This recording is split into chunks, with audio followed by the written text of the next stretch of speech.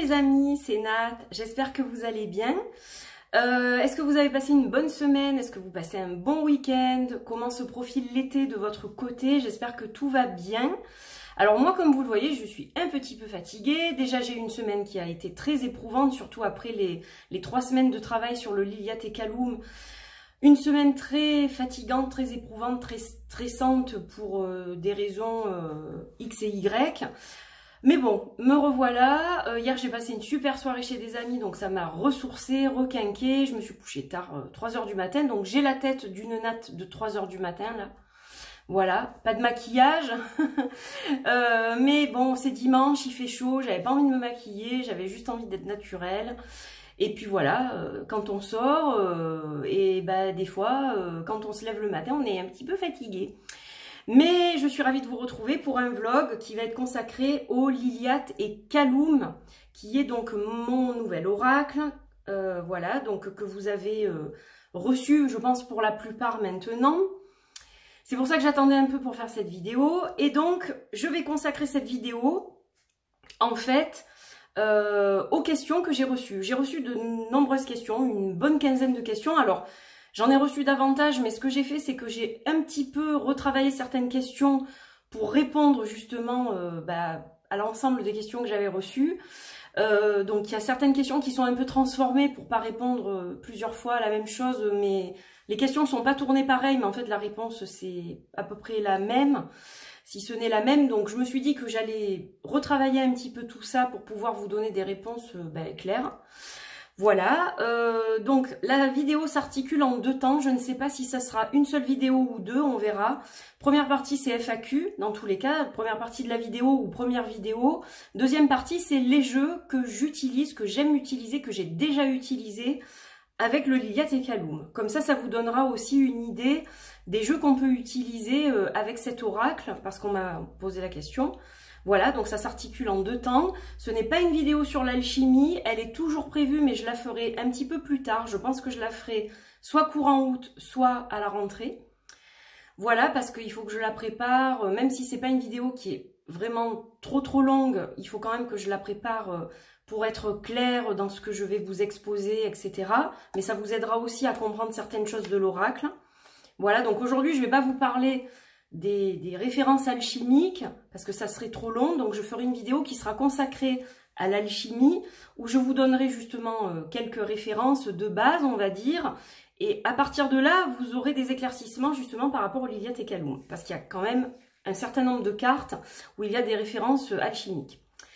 Voilà, donc je vous retrouve tout de suite pour le début de la vidéo. En tout cas, je voulais vous faire un coucou face cam, parce que ça fait longtemps que je ne l'ai pas fait, et puis il y a eu des circonstances qui m'ont empêché un petit peu de me montrer, on va dire, comme ça sur les réseaux en face cam, des soucis liés à la santé. Je vous expliquerai tout ça. Aujourd'hui je suis plus forte et j'ai envie de vous en parler. Je ne pouvais pas vous en parler parce que c'était un sujet que j'avais beaucoup de mal à aborder. Je l'ai abordé avec mes amis proches, mes proches. Voilà, mais aujourd'hui je pense que je vais vous en parler parce que ça peut aider aussi certaines personnes. Donc là il y aura aussi un autre vlog blabla life, on va dire, à part. Voilà, donc je vous retrouve tout de suite pour le cœur de la vidéo et on va commencer avec une FAQ de à peu près 15 questions. À tout de suite. Alors, coucou les amis. Donc, ravie de vous accueillir évidemment pour ce vlog, cette FAQ concernant mon oracle, le Liliate et Kaloum. Donc, j'espère que ce vlog va vous plaire, que ça va vous intéresser. Et puis, on va commencer tout de suite, hein, on va rentrer dans le vif du sujet. Alors, j'ai ma liste de questions, donc on y va. La première question, je précise avant de poser les questions, donc certaines questions ont été retravaillées comme je vous le disais précédemment, d'autres sont telles qu'on me les a posées. Évidemment, ces questions sont anonymes, je ne vais pas dire qui les a posées, hein, voilà. Donc c'était juste pour éclaircir ce point-là. Alors, première question, y a-t-il un guidebook, un livre? Donc j'ai déjà répondu à moitié, donc je réfléchis à l'écriture d'un livre, d'un livret. Donc, y a-t-il un guidebook? Non. En fait, vous avez des mots-clés sur les cartes. Donc, vous avez chaque fois le titre de la carte et des mots-clés sur le côté, donc d'un côté ou de l'autre, avec donc plusieurs mots-clés. On a plusieurs mots-clés. Oups, ça va être dur. Je sens que ça va être compliqué. Pas beaucoup dormi, donc ça va être un petit peu difficile. Donc vous avez des mots-clés. Ces mots-clés sont censés vous aider à vous connecter à l'illustration, évidemment. Ce sont des mots-clés qui ont été canalisés avec l'énergie de l'illustration. Et ça me semblait au départ suffisant pour que vous puissiez travailler un minimum avec le jeu. Après, c'est sûr que vous n'aurez pas toutes les références, mais je vous dirai quelque chose tout à l'heure avec les questions qui va déjà vous éclaircir un peu, probablement. Voilà. Donc, non, pas de livre ni de livret pour le moment. Ça viendra peut-être un jour. C'est sous réserve, hein. Je ne peux pas vous le promettre, mais j'y réfléchis. Question numéro 2. Y a-t-il des mots-clés pour les cartes supplémentaires? Alors, la réponse est non. Il n'y en a pas. Vous ne les avez pas sur les cartes. Voilà, les cartes supplémentaires. Il y en a deux là, il y en a une ici, une ici. Bon, je vais m'arrêter là parce que je ne vais pas toutes les sortir. Mais voilà, ça c'était les plus faciles à sortir. Alors, pour les cartes supplémentaires, il n'y a pas de mots-clés. À vous de laisser parler votre intuition. Que vous évoque cette carte? Qu'est-ce que vous y voyez? C'est fait exprès un petit peu pour vous faire travailler ça. Ce sont des cartes à la base qui n'étaient pas prévues pour être incluses dans le jeu. Tout simplement. Ce sont des peintures que j'ai faites et qui n'avaient pas vraiment vocation à intégrer un oracle en particulier. Mais comme on restait dans le même style d'art, que c'était toujours des peintures métalliques, et que ça c'était dans l'état d'esprit du Lilia Tekalum, j'ai décidé finalement de rajouter ces 8 cartes. C'est quand même, ça fait beaucoup de cartes en plus, donc vous avez été gâtés. Voilà, donc il n'y a pas de mots-clés spécifiques. Donc à vous de laisser parler votre intuition. Bon, je vais vous donner peut-être 2-3 exemples, sans trop passer de temps sur cette question-là, mais par exemple pour l'échapper, alors peut-être que je vous concocterai une petite série de mots-clés pour chaque carte. Je vais y réfléchir à ça, je vais voir si je le mets en place ou pas, donc je vous informerai évidemment. Alors, l'échappée par exemple, c'est une carte que j'ai créée, je l'ai déjà dit je pense, que j'ai créée juste avant d'avoir le Covid, c'est-à-dire je ne savais pas que j'allais avoir le Covid, mais je le couvais déjà, en fait, je ne le savais pas. Et un jour, j'ai été inspirée pour créer cette illustration. J'ai canalisé cette image, il fallait que je la sorte. Et 2 jours après, je crois, à peu près 2-3 jours après, j'étais malade. Donc, je me suis dit, c'est pas étonnant que j'ai cette carte. Donc, je voulais échapper, en fait, à ce méchant virus. Hein. Voilà comment moi, je l'ai interprété. Mais en fait, elle va parler, l'échapper, c'est quoi? C'est prendre la fuite. Donc, on prend la fuite par rapport à quelque chose qui nous fait peur. Au lieu d'affronter une peur, une vérité qui peut être coupante, cassante, blessante, on préfère prendre la fuite. Hein, on a la main qui se pose presque sur le cœur comme ça. Donc, on voit que d'un côté, on a la main qui va comme se poser sur le cœur. D'un autre côté, on a cette espèce de lâcher prise. Donc, l'échapper, c'est ça. C'est fuir quelque chose qui fait peur, qui convient pas, qui peut blesser, qui peut faire du mal, de la peine, etc. Ça peut être fuir une relation toxique. Si vous tombez sur la carte de la soumise, par exemple, ou de la Dionaea, la plante carnivore, ça peut parler d'une relation toxique qu'on n'arrive pas à fuir et qu'on voudrait fuir, par exemple. Vous voyez, je vous donne des exemples. Quelqu'un, si vous interrogez les cartes par rapport à ce que quelqu'un vous a fait, ça peut être quelqu'un qui a pris la fuite au lieu de vous affronter parce que il n'avait pas envie d'affronter ses défauts, par exemple, ce qu'il vous a fait, etc. Donc, il a préféré s'enfuir. Vous voyez? Donc, voilà ce que je peux vous dire en termes d'indication. Mais il y a d'autres choses aussi, évidemment. Dans les flammes jumelles, on va parler du runner qui prend la fuite face à vous parce que il a des craintes, etc. Voilà, donc il y a des tas d'interprétations possibles. Le cocon de Gaïa, elle est très spéciale. Ça, vous l'interpréterez comme vous le souhaitez. Moi, cette carte, je l'ai déjà dit aussi. J'ai vu un jour une illustration sur Instagram, pas une illustration, une photo des futurs cercueils. Des cercueils écologiques. Et en fait, ces cercueils, ce sont des bulles comme ça, donc où on place le corps. Dans cette position-là, un peu, ou fœtus. Moi, j'ai changé la position un peu pour qu'on voit le visage de la personne. Et donc, voilà, c'est le changement que j'ai effectué. Mais sinon, la personne est en position de fœtus. Et on plante cet œuf, en quelque sorte, dans la terre. Et on y plante un arbre, en fait. Et l'arbre, donc, pousse, évidemment. Donc, ça ferait des cimetières d'arbres, en quelque sorte, si vous voulez. Et du coup, ben, on voit ce côté transformatif. C'est-à-dire que après la mort, il y a la vie. Il y a un arbre qui pousse au-dessus du défunt. Le défunt, alors c'est pas très joli ce que je vais dire, mais sert en quelque sorte d'engrais. Donc, quelque part, il se réincarne un peu dans cet arbre en termes d'énergie, de corps terrestre, si vous voulez. Il aide cet arbre à pousser. Et donc, on a cet effet de transformation avec le papillon. Donc ça, c'est l'origine de la carte. Maintenant, vous pouvez évidemment l'interpréter d'une façon différente. Un retour aux sources de la Terre, aux sources de Gaïa, pour s'ancrer, pour réfléchir, un petit peu comme l'ermite, par exemple. Hein, voilà, ça peut parler de ça, ça peut parler d'une transformation profonde, d'un travail profond que vous allez faire sur vous suite à un problème particulier, suite à comment dire, à une épreuve de la vie. Voilà, ça peut parler de tout ça. J'y reviendrai sur ces deux-là, je ne vais pas en parler maintenant parce qu'on m'a posé des questions par rapport à ça, donc j'y reviens par la suite. Voilà, donc si ça peut vous aider déjà, ça vous donne quelques indications. Alors, question numéro 3. Pourquoi l'alchimiste est-il un homme et la nécromancienne une femme? Alors, il faut que je les trouve. J'ai pas du tout préparé ce vlog, hein, évidemment. vous me connaissez. Je vais essayer de les trouver assez rapidement. On va les sortir les deux. Ah, Nat, tu n'es pas sérieuse. Hein, tu n'as pas préparé ton vlog. Pampan cucu, Nat. Évidemment, en plus, je parcours le jeu jusqu'au fond et elles vont être je sais pas où. Alors, où est-ce qu'elles sont ces deux-là? Ah, alors, hop, il y en a une ici et il y en a une ici. Bon, je me suis presque j'ai presque parcouru tout le jeu. C'est pas grave. Alors, la nécromancienne et l'alchimiste. Pourquoi je n'ai pas fait un nécromancien et une alchimiste? On m'a posé cette question-là. Est-ce qu'il y a une raison spéciale pour que ce soit une nécromancienne et pas un, et etc., etc.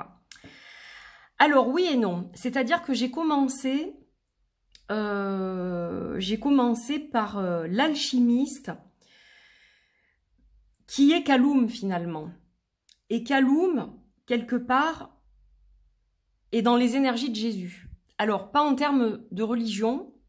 Je vais pas parler d'icônes religieuses, je vais pas parler de fils de Dieu, etc. Je vais parler de l'homme. De l'homme, du chaman, du guérisseur, de l'alchimiste, finalement, qu'il était. Et voilà pourquoi l'alchimiste est un homme, en fait. Parce que dans l'Iliade et Kaloum, il y a quand même la relation entre Jésus et Marie-Madeleine. Le lien, ce lien qui est incompréhensible, qui traverse l'espace, le temps, une relation d'amour inconditionnel. On retrouve ça dans l'énergie de l'Iliade et Kaloum. Donc voilà pourquoi on a un alchimiste. Et la nécromancienne, donc forcément, qui représente Marie-Madeleine, finalement, avec son crâne. Marie-Madeleine et le crâne, hein, on la représente souvent avec un crâne. Donc voilà pourquoi on a une nécromancienne.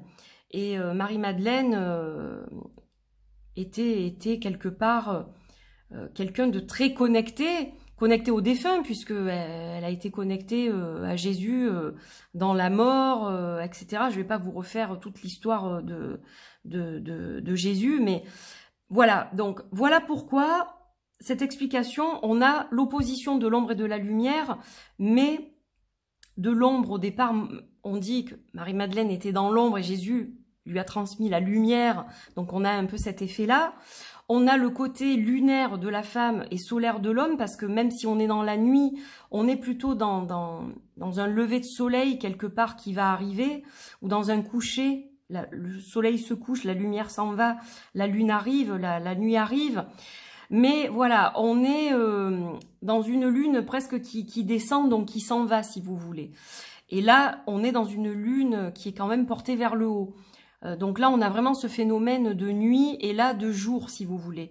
Donc on a le féminin, le masculin, le jour, la nuit, l'ombre, la lumière. Voilà, on a tout ça. Donc voilà, si ça peut être clair pour celle qui m'a posé la question, la personne qui m'a posé la question. J'espère que ça répond à la question. Donc voilà pourquoi. Une a été faite avant l'autre. Je crois que c'est l'alchimiste, si je dis pas de sottises. Je crois que c'est lui qui a été fait en premier. Et forcément, le pendant de l'alchimiste ne pouvait pas être autre chose que la nécromancienne par rapport à ce jeu, en fait. Voilà. Donc ça, c'est fait. Question numéro 5. Que signifie la carte du singe heureux? Donc voilà pourquoi j'y suis pas allée tout de suite. Alors, je vais pas toutes les expliquer, mais pour certaines, j'ai eu des questions. Alors, le singe heureux, en fait, c'est en référence à un épisode des Simpsons où une voyante tire les cartes à Lisa et elle lui tire le Happy Squirrel, qui est l'écureuil heureux. Donc moi, j'ai pas pris un écureuil, j'ai pris un singe parce que ce singe m'a été offert. Je l'ai en statue, en fait, ce singe. C'est quelqu'un de très cher à mon cœur qui me l'a offert. Et donc, j'ai eu envie de représenter ce petit singe. Je l'ai ressenti comme ça, je l'ai canalisé comme ça. Le singe heureux, donc, le singe, il est souvent dans les airs, un peu comme l'écureuil. Donc, on a une énergie un peu de... On ne prend pas forcément de responsabilité, etc. On est un petit peu, voilà, on fuit un peu les responsabilités, on va pas se pencher sur la question en profondeur. On a une forme de légèreté, mais qui n'est pas forcément positive. Et de notre côté, on a une forme d'intelligence qui est quand même très grande. Donc, selon les cartes, je dirais, à côté desquelles le singe heureux va être placé, elle va avoir un effet plutôt positif, plutôt léger. On allège une situation, etc. ou plombante selon les autres cartes. Donc elle a un effet, c'est le double effet qui se coule, le singe heureux. C'est-à-dire que, bah oui, il est heureux, il rigole comme ça.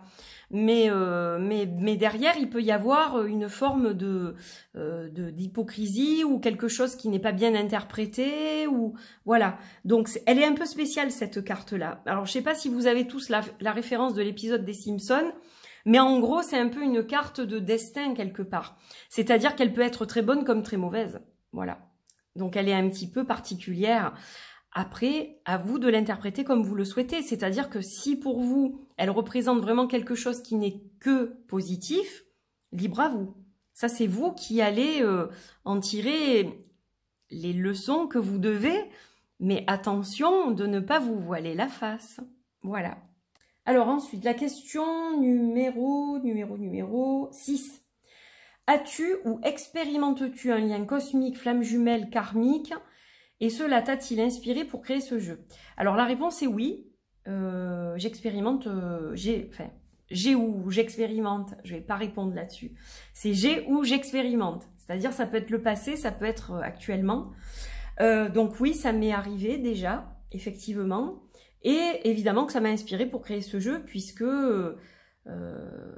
il y a des choses effectivement qui sont vibratoires comme ça à l'intérieur et qui ont infusé et qui sont diffusées à travers évidemment ces cartes. Donc la réponse est oui.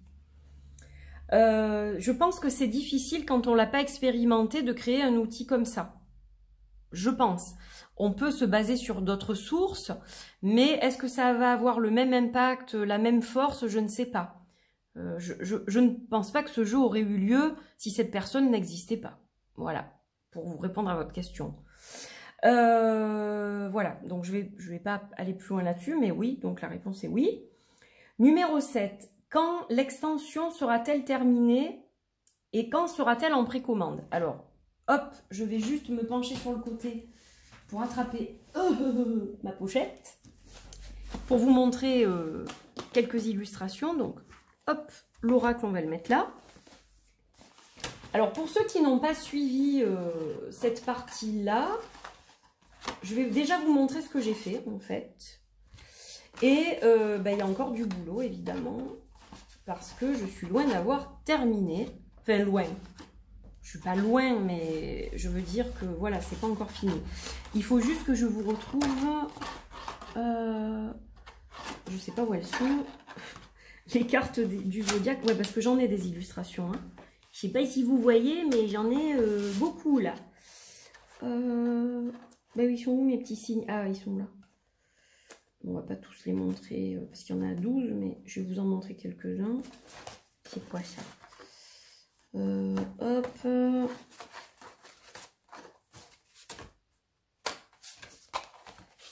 Je vais surtout vous montrer peut-être les... je vais y arriver. Les cartes des divinités. Ben, elles sont où mes autres cartes du zodiaque? Flûte alors. J'en ai d'autres. Hop. Voilà. Allez, on va partir là-dessus. Parce que le but, c'est pas que je fasse une vidéo de 3 heures, sinon vous n'aurez pas le temps de la regarder. Puis il faut pas que ce soit trop long. Alors, donc, quand l'extension sera-t-elle terminée? Je ne sais pas. Ça, je ne peux pas vous dire parce que ça, c'est selon ce que je canalise, comment je le canalise, quand, etc. Donc, pour l'instant, c'est un projet qui est juste en stand-by, mais qui va reprendre, évidemment. Je finis de travailler sur un autre projet aussi. C'est pour ça que, pour l'instant, les vannes sont fermées pour ce projet-là. Donc, ça, c'est une extension du jeu, du Liliat et Kaloum, qui arrivera avec le même dos, la même dorure, pour que vous puissiez, évidemment, les utiliser ensemble. Donc là, on a Lilith, par exemple, qui est aussi dans l'énergie de Liliat, quelque part. On a Médusa, donc là, on est dans les divinités. On y a Dionysos, on a Zeus, on a la magnifique Athéna, on a la pulpeuse Vénus, Cernunnos, qui est bien équipé, si vous voyez ce que je veux dire. Kalima. On a Isis. Voilà, donc ça, c'est pour les divinités sur lesquelles j'ai déjà travaillé. Au niveau des zodiaques, on a le lion. Je ne sais pas pourquoi j'ai une tache de peinture, là. Le lion. Mais ça se verra pas, hein, je vous rassure. Sur les cartes, vous le verrez pas, ça. On a les Gémeaux. On a le taureau. Je les ai fait les 12, hein, mais simplement, voilà, je vous en montre juste quelques-uns. Le scorpion, avec un magnifique danseur tahitien, hawaïen, ce que vous voulez. Le scorpion sur la poitrine. Voilà. Donc là, pour l'instant, vous avez vu les divinités, vous avez vu quelques signes du zodiaque. Donc ça, c'est en cours de traitement, on va dire. Dès que ça sera fini, je ferai faire une maquette à l'imprimeur et je les mettrai en précommande après vous avoir présenté le projet, voilà, comme d'habitude. Donc, je vous tiendrai au courant.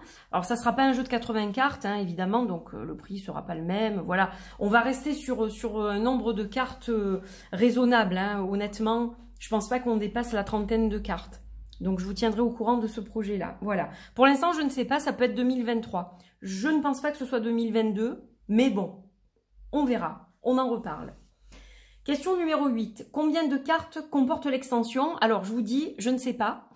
Je pense à un maximum de 30, à peu près 30-32 maximum. Mais je ne sais pas. Parce que je n'ai pas fini de travailler sur le projet, donc je ne peux pas vous dire exactement le nombre. Le dos restera-t-il le même? J'ai répondu. Oui.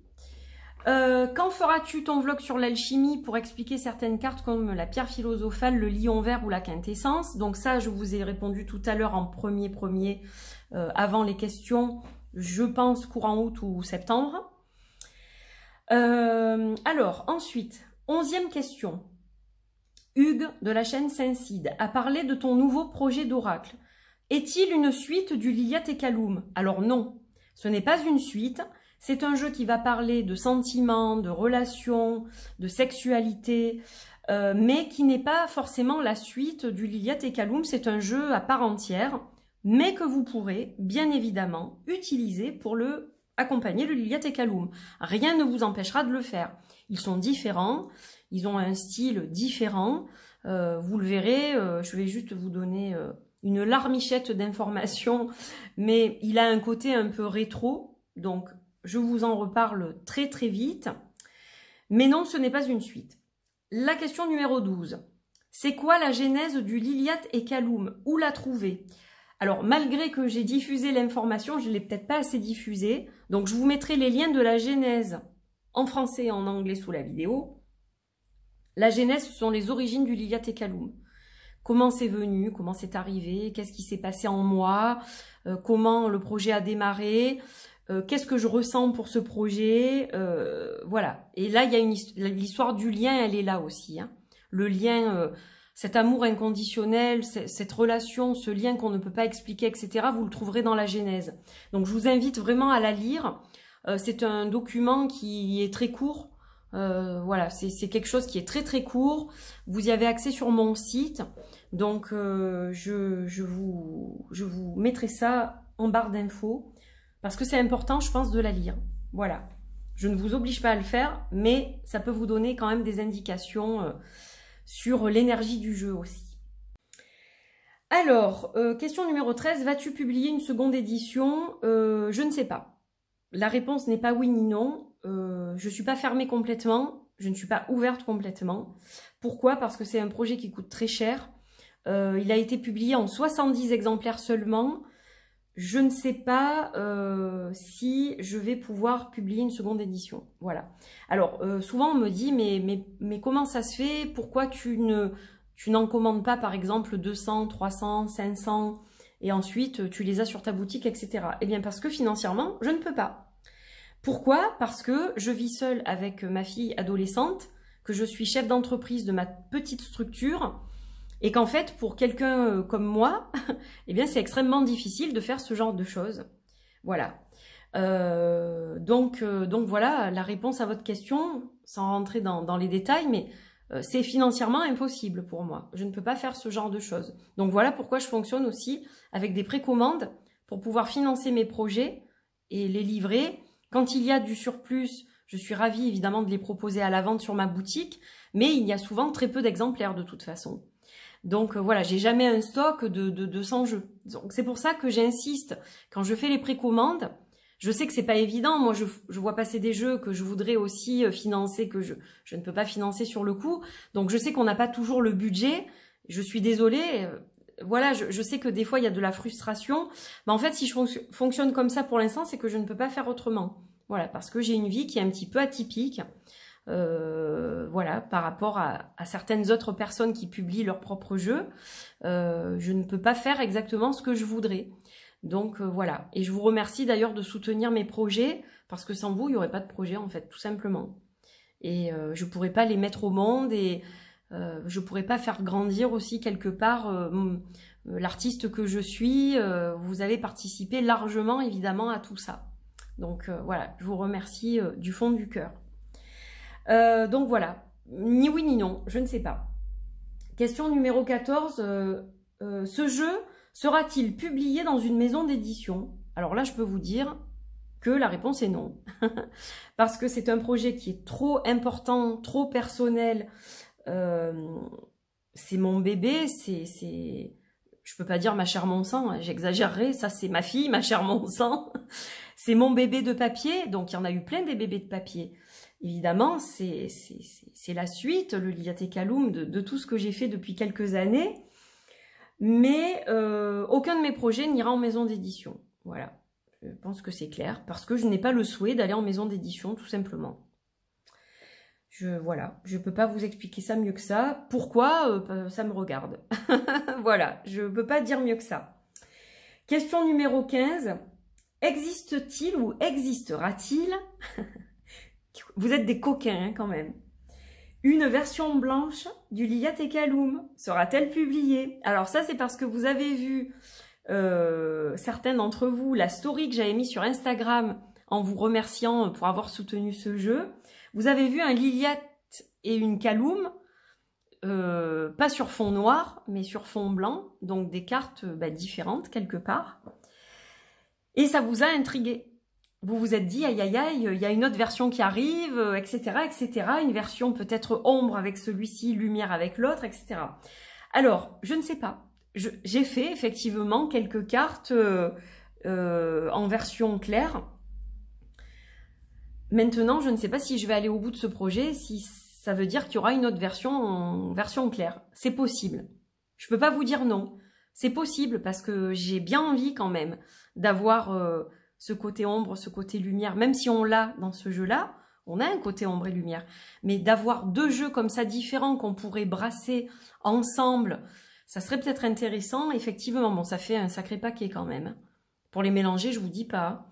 Mais why not? Pourquoi pas? Voilà ce que je peux vous dire par rapport à ça. Alors, je ne sais pas du tout où j'en suis au niveau du temps. Donc, je pense que je vais vous faire une seconde partie, ça sera plus simple. Donc, on va se retrouver pour la dernière question qui est la question 16. Quel jeu puis-je utiliser avec le Liliat et Kaloum? Quel jeu as-tu déjà utilisé ou utilises-tu avec le Liliat et Kaloum? Quels conseils peux-tu nous apporter par rapport à cela? Alors, ça, c'est une question que je vais aborder en seconde partie parce que je pense que ça va faire trop long sinon. Donc, voilà la fin du FAQ pour l'instant. J'espère que vous avez passé un bon moment et on se retrouve un petit peu plus tard pour la suite avec la 16e question, donc relative aux jeux qui peuvent accompagner le Liliat et Kaloum. Je vous remercie de tout mon cœur d'avoir soutenu ce jeu. Même si vous ne l'avez pas fait, je vous remercie d'avoir regardé cette vidéo et j'espère que ça vous aura aussi apporté quelque chose, pourquoi pas. C'est pas parce que vous n'avez pas l'oracle que vous n'avez pas envie de l'avoir déjà et que ça ne vous apporte rien du tout. Donc j'espère que vous aurez quand même trouvé un intérêt à regarder cette vidéo. N'oubliez pas de vous abonner, de liker, de partager, de commenter si voilà, vous avez envie de me dire quelque chose, eh bien vous pouvez le mettre sous la vidéo. Et puis, je vous retrouve donc en seconde partie et je vous embrasse très fort en attendant. Et je vous dis à plus tard. Bye bye.